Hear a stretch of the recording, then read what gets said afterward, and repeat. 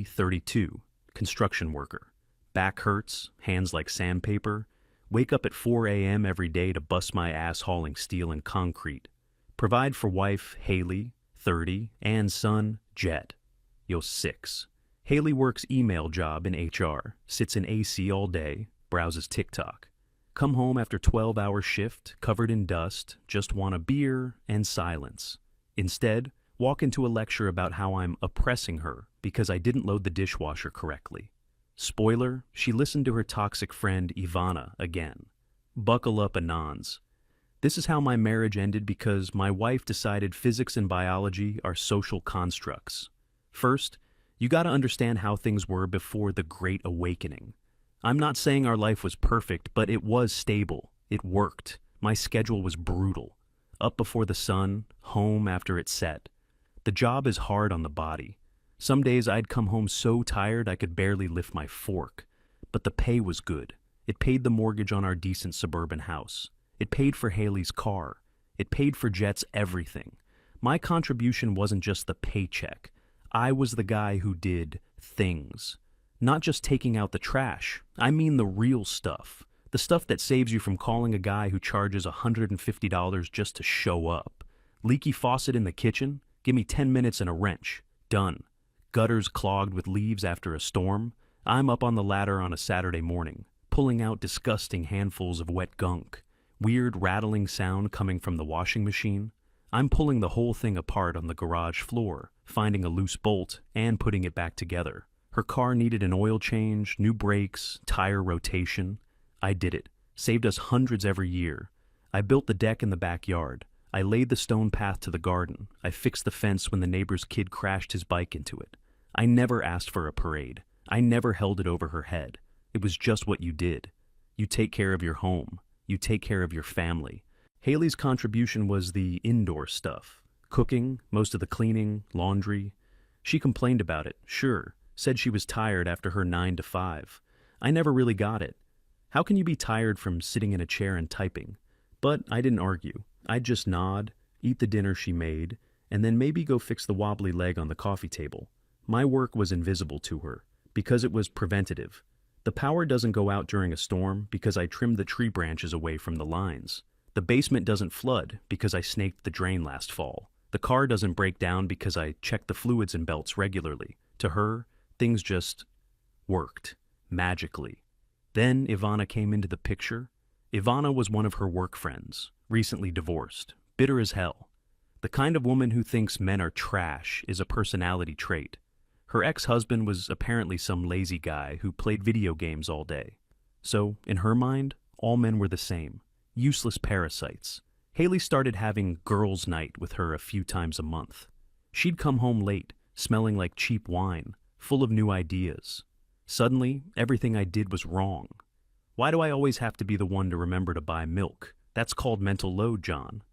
You leaving your work boots by the door is a sign of disrespect. It's weaponized incompetence. I had no idea what she was talking about. I just put my boots in the garage. It was like she was learning a new language, a language of grievance. Every conversation became a trap. Every request was a power play. The final straw came on a Saturday. I think it was late spring, maybe May. I'd been up since 6 a.m. First, I patched a hole in the drywall where Jet had gotten a little too enthusiastic with a toy truck. Then I went outside to deal with the gutters. It was a miserable job, full of wet, decomposing leaves. After that, I noticed Haley's car was overdue for a brake job. The pads were squealing. So I spent the next 3 hours jacking up the car, pulling the wheels off, and replacing the pads and rotors. It's a dirty, greasy job. By the time I was done, I was covered in brake dust and sweat. I walked inside to grab a bottle of water. I left my boots on the mat just inside the door, because I still had to clean up my tools in the driveway. Just then, Haley walks in. She'd been at brunch with Ivana. She looked fresh. Nice dress, hair done, smelling like perfume. She took one look at me, then at my boots on the mat, and her face soured. Seriously, John? I just cleaned that floor yesterday. Before I could even answer, Ivana waltzed in behind her, holding a half-empty bottle of Prosecco. Ivana looked at me like I was something she'd scraped off her shoe. See, Haley, this is what I'm talking about. No respect for your labor. I was too tired to be angry. I just looked at my hands, black with grease. I just spent 3 hours fixing your brakes so you don't crash into a tree, I said. Haley scoffed. Oh, please. You like doing that stuff. It's your hobby. My hobby, busting my knuckles in my own driveway so she could be safe. That's when she dropped the bomb. We need to talk, she said, crossing her arms. Ivana stood behind her, nodding like a bobblehead. From now on, things are going to be different. There are no more man jobs or woman jobs in this house. She had a whole speech prepared. I could tell she'd been rehearsing it. It was all about toxic masculinity, patriarchal standards, and emotional labor. She said that my hobby work didn't count because it wasn't a daily chore. Therefore, she was doing 90% of the household labor while I just played with my tools. The new rule was this: all household and family responsibilities would be split 50-50. No more gender roles, no more expectations. Cooking, cleaning, laundry, shopping, childcare, planning, everything. Split right down the middle. And that includes all the mental stuff, too, she finished, looking proud of herself. I stood there, silent for a long moment. I looked at her, then at Ivana's smug face. I thought about arguing. I thought about listing every single thing I'd fixed, built, and maintained in that house. I thought about explaining that a running car and a non-leaking roof were slightly more important than whose turn it was to dust the shelves. But then I looked at her eyes. She wasn't looking for a discussion. She was looking for a fight she could win. She'd already decided I was the villain, so I just took a deep breath. Okay, I said, just one word. Her triumphant expression faltered for a second. She was expecting a fight. Okay, that's it? Yeah, okay, no gender roles. 50-50. I get it. I turned, walked back outside, and started cleaning up my tools. The age of malicious compliance had begun. The first week was interesting. I made a chart, a literal chore wheel, like you'd see in a college dorm. I divided everything: cooking, Monday, Haley, Tuesday, John, dishwasher loading, alternating days. She loved it at first. She took a picture and sent it to Ivana. Equality in action, she texted. The first crack appeared on trash day. Our trash cans are those big heavy-duty ones. When they're full of a week's worth of garbage, they're heavy. It was Haley's turn to take them to the curb. It was also raining. I sat on the couch watching TV. I heard her struggling, grunting as she tried to drag the can down the driveway. One of the wheels got stuck in the mud. I heard a thump and then a frustrated sigh. She came back inside, soaking wet with a broken nail. She glared at me. You could have helped. I just looked at her. That would be reinforcing traditional gender roles. I'm just respecting your independence. She didn't have a comeback for that. The next day I did my laundry, just mine, and Jet's. I couldn't let my son go to school in dirty clothes. He was exempt from this nonsense. Haley's hamper overflowed for 4 days until she finally realized I wasn't going to touch it. She spent a whole Sunday doing 5 loads of her own clothes, complaining the whole time. Then came the cooking. I'm not a fancy cook, but I can make food that fills you up. Steak, potatoes, burgers, pasta. Simple man food. On my nights, I'd cook enough for me and Jet. Haley would come home from work and ask what was for dinner. I'd gesture to the stove. I made food for me and the kid. You're on your own tonight. It's your turn to handle your own meal prep. She started eating a lot of takeout. A few weeks in, the small things started to pile up. A light bulb burned out in the hallway closet. It stayed burned out. The kitchen sink started to drain slowly. I didn't touch it. I just made sure to wash my dishes in the bathroom. One evening, we were watching a movie and heard a loud scratching sound from the attic. What was that? Haley whispered, her eyes wide. Sounds like a squirrel, I said, not taking my eyes off the screen. Aren't you going to go check? I looked at her. Why would I? Investigating mysterious noises is a classic patriarchal trope. You're perfectly capable of checking the attic yourself. She didn't sleep well that night. The scratching continued for a week until she finally paid $200 for a pest control guy to come set a trap. The real test, though, was the spider. We live in an area where you get some big, ugly house spiders. Harmless, but they look terrifying. I was in the garage organizing some tools when I heard a shriek from the upstairs bathroom. Not just a yell, a full-on horror movie scream. I didn't even flinch. I just kept sorting screws. A few seconds later, my phone buzzed. It was a text from Haley. Spider in the shower. Get it now. I texted back. You're a strong, powerful woman. You can handle it. I believe in you. I heard her stomp out of the bathroom and down the hall. She came back with a broom. For the next 5 minutes, it sounded like a war zone up there. Banging, shrieking, something falling over. Eventually, silence. She came downstairs later, pale and shaky. "I killed it," she said, her voice trembling. It was crunchy. "See? You didn't need a man to save you," I said with a straight face. I think that was the first time she realized this wasn't a game I was going to get tired of. My malicious compliance was starting to cost her comfort, peace of mind, and money. The car was the next major event. It was her car, the one I had just done the brakes on. A fairly new SUV, but like any car, it needed maintenance. The check engine light came on. In the old days, I would have immediately taken it to get the code read, figured out the problem, and fixed it. Now, not my problem. "Hey, there's a weird light on in my car," she mentioned one morning. "You should probably get that checked out," I said, sipping my coffee. "Can't you just look at it?" "Sorry, car maintenance falls under the old gender roles. You'll have to take it to a mechanic. It's only fair." She grumbled but did nothing. The light stayed on for weeks. Then the tire pressure light came on. Again, I used to handle that. I had an air compressor in the garage, took 2 minutes. I watched for a week as she drove around with a visibly low tire. I even mentioned it once. "Hey, your front passenger tire looks low. Might want to put some air in it." "I'll do it later," she snapped. Well, later came on a rainy Tuesday evening. I was at home with Jet, helping him with his homework. My phone rang. It was Haley. She sounded panicked. "I'm stuck on the side of the highway. I have a flat tire." I could hear the trucks roaring past in the background. "Okay," I said calmly. "The spare tire and the jack are in the trunk under the mat." There was a long silence. "You expect me to change a tire on the highway in the rain?" "It's a valuable life skill," I said. "Empowering even. There are probably YouTube videos on how to do it." "John, this isn't funny. Just come and help me." I can't leave Jet home alone. And besides, I'm not a roadside assistance service. This is exactly the kind of situation where a strong, independent woman takes charge. I could hear her sputtering with rage. "So, what am I supposed to do?" "Call a tow truck or your auto club. That's what they're for." She hung up on me. An hour and a half later, she got home. A tow truck had dropped her and the car off. She was drenched, miserable, and furious. The tow cost her $150. The tire repair shop charged her another $50 to patch the tire and fill the others with air. She didn't speak to me for 2 days. The house was slowly but surely descending into chaos. My side of the closet was neat. Hers was a mountain of clothes. My tools in the garage were organized. The rest of the garage was filled with junk she'd bought and never put away. The biggest eyesore was the lawn. Mowing the lawn was my job. Always had been. It's a hot, sweaty, loud job. So naturally I stopped doing it.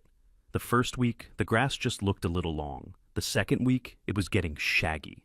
By the fourth week, our yard was the disgrace of the neighborhood. Weeds everywhere. The grass was almost knee-high in some places. Our neighbor, an old retired guy named Bob, even asked me if my mower was broken. I told him, nope, just respecting the household chore chart. He gave me a confused look and walked away. One day, we got a letter in the mail. It was from the Homeowners Association, a formal warning about violating the neighborhood's landscaping standards. We had 14 days to fix it or face a fine of $200. Haley threw the letter on the table in front of me. "You have to do something about this," she said. "It's your turn to manage outdoor maintenance this month," I said, pointing to the chore wheel that was still hanging on the fridge, now more of a monument to her bad idea than a functional tool. "I don't know how to use the lawn mower," she protested. "It's a self-propelled push mower, not a rocket ship. You pull a cord and you walk behind it." She stormed outside. I watched from the window. She tried to pull the starter cord. She couldn't get it. It takes a good, sharp tug. She pulled and pulled, getting redder in the face with each attempt. After 10 minutes of failing, she kicked the mower and went back inside. The next day, she hired a landscaping service. They charged $80 per visit, and they had to come twice to get the jungle under control. So, in the span of about 2 months, her little experiment in equality had cost us $200 for pest control, $200 for the tire and tow, $160 for the lawn. Over $500 that we wouldn't have spent if she'd just appreciated what I did in the first place. And things were about to get a lot more expensive. She still didn't get it. She thought I was just being difficult. She complained to Ivana constantly. I'd overhear their phone calls. He's being such a child. He's deliberately sabotaging the household to prove a point. I wasn't sabotaging anything. I was doing exactly what she asked. I was letting the natural consequences of her ideology play out. The problem wasn't me. The problem was that she had mistaken competence for a social construct. She believed that the physical world would bend to her political beliefs. But a flat tire doesn't care about the patriarchy. A clogged drain doesn't care about emotional labor. And a broken furnace. Well, a broken furnace was just around the corner. The cold season was setting in. I remember it was late fall, maybe early November, because the trees were bare and there was that distinct chill in the air that promised winter was coming. Life in the house had settled into a new, dysfunctional normal. It was less of a home and more of a shared living space with a hostile roommate. We barely spoke unless it was about logistics for our son. The chore wheel on the fridge was now faded and ignored, a relic of a failed revolution. She had given up on trying to get me to do her chores, and I continued to strictly adhere to the rule of no gender roles. This meant I handled my own sphere, and she was responsible for hers. The problem was, my sphere was contained. My clothes were clean, my tools were organized, my side of the bed was made. Her sphere was entropy. It was the slow, steady decay of a system without proper maintenance. The leaky kitchen faucet she never bothered to fix had developed from a slow drip, drip, drip, into a constant maddening trickle. The water bill had gone up by $30. She complained about the expense but never connected the dots. The slow drain in her bathroom sink had become a full-on clog. She started brushing her teeth in the kitchen. I remember one evening Ivana came over. I was in the living room, reading a book. I could hear them talking in the kitchen, their voices low but sharp. Ivana was telling her that I was engaging in malicious withdrawal and that it was a form of abuse, that I was deliberately making her life difficult to punish her for standing up for herself. I just shook my head. They were so deep in their own narrative, they couldn't see the simple truth. I wasn't withdrawing, I was observing. I was letting reality be the teacher, because she sure as hell wasn't listening to me. The real lesson, however, was about to be taught by our aging HVAC system. It was an old gas furnace, reliable, but it needed TLC. Every fall, I would clean it, change the filter, check the pilot light, and make sure everything was in working order for the winter. It was one of those invisible jobs, the kind you only notice when it's not done. This year, following the new rules, I didn't touch it. The first truly cold night of the year arrived. The temperature dropped close to freezing. Haley cranked up the thermostat before we went to bed. I woke up around 3 a.m. It was cold, colder than it should have been. I could see my breath in the air. I checked the thermostat. The house temperature was 52 degrees. The heat was set to 70. The furnace wasn't working. I knew exactly what it was. The filter was probably clogged solid with a year's worth of dust, causing the system to overheat and shut itself down as a safety precaution. A $5 part and 10 minutes of work. In the old days, I would have been down in the basement in a heartbeat, flashlight in my mouth, getting it running again. Now, I just put on an extra blanket and went back to sleep. The next morning, the house was an icebox. Jet came into my room wearing his winter coat. "Dad, it's freezing." I got him bundled up and made him hot chocolate on my camping stove. Haley came downstairs, wrapped in a comforter, teeth chattering. "Why is it so cold? What's wrong with the heat?" "The furnace isn't working," I said, handing Jet his breakfast. She stared at me, waiting. The look on her face was clear. "Well, go fix it." I just stared back. "What?" she finally snapped. "It's the furnace. You have to fix it." "Do I?" I asked calmly. Fixing mechanical things is a very traditional male gender role. I wouldn't want to oppress you with my toxic competence. Her face went through about 5 different emotions. Shock, confusion, fury, panic, and then a strange kind of desperation. "John, this isn't a joke. Our son is freezing." "I know. That's why I put him in a coat and made him a warm drink. He'll be fine at school." "You're a construction worker. You know how this stuff works. Just go down there and fix it." I took a slow sip of my coffee. I do know how it works, and on a job site, I get paid a very good hourly wage for that knowledge. I'm not going to perform free labor in a home where my contributions are devalued and dismissed as a hobby. The word hobby hung in the air between us. She flinched, remembering that day in the driveway. She was starting to get it, but she was too proud to admit it. Fine, I'll do it myself. She stomped down to the basement. I heard her banging around for about 10 minutes. Then I heard a loud clank, followed by a hiss and the distinct smell of natural gas. My blood ran cold. That was the one thing I hadn't counted on. Her making things worse, dangerously worse. I flew down the stairs. What did you do? She was standing near the furnace, a wrench in her hand. She had tried to tighten a nut on the main gas line. She had cracked the fitting. The hissing was loud now. The smell was overpowering. I didn't yell. I didn't have time. Get out. Get Jet and get out of the house right now. Go to the neighbors. Call the gas company. The panic in my voice finally broke through her pride. She scrambled up the stairs. I ran to the gas meter outside and shut off the main valve to the house. Then I went through and opened all the windows to air the place out. It was a close call, a genuinely dangerous situation created by her stubborn refusal to admit she needed help. An hour later, a guy from the gas company was there. He red-tagged our furnace, meaning it was unsafe to operate until it was professionally repaired and inspected. The repair wasn't simple anymore. It wasn't just a filter. She had damaged the gas inlet manifold. Haley was forced to call an HVAC company. Since it was an emergency call, the price was astronomical. The technician who showed up was a guy I knew from one of my job sites, a guy named Trey. He walked in, saw me, and gave me a nod. He took one look at the furnace and the cracked fitting. He whistled. Someone really did a number on this. He didn't say anything else, but he knew. He could read the whole story right there. Trey spent 4 hours replacing the part, cleaning the whole system, replacing the filter, and running a full safety inspection. While he worked, Haley sat at the kitchen table, wrapped in 3 blankets, staring at the wall.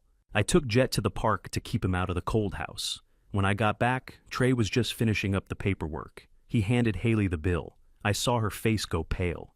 I looked over her shoulder. The total was $1,500, emergency call-out fee, weekend labor rates, cost of parts, safety inspection fee. It was all of our savings for the small vacation we had planned. Gone. That night, the heat was on.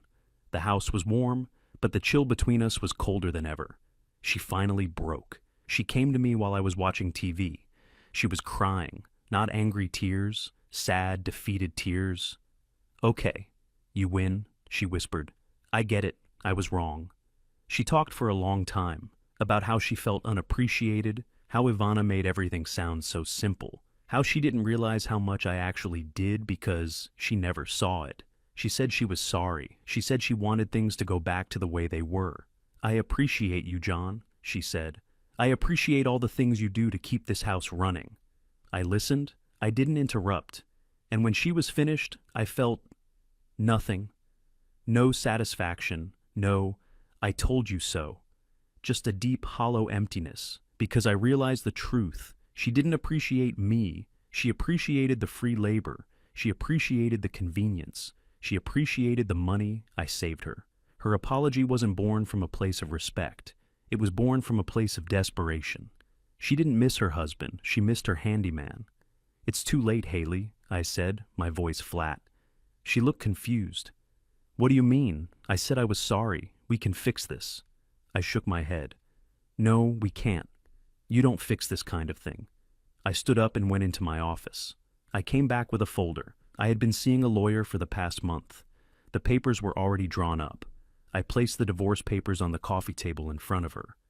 You showed me what you think of me, I said. You think my skills, my time, my effort are worthless. You think my only purpose is to make your life easier. That's not a marriage. That's a service contract. And I'm canceling it. The look on her face was something I'll never forget. It was the face of someone who had played a stupid game and was now faced with a very real prize. I had already packed a bag. I had already put a deposit down on an apartment. I'm leaving tonight, I said. My lawyer will be in touch with yours. I walked out the door, and I didn't look back. Fast forward 6 months. Divorce finalized.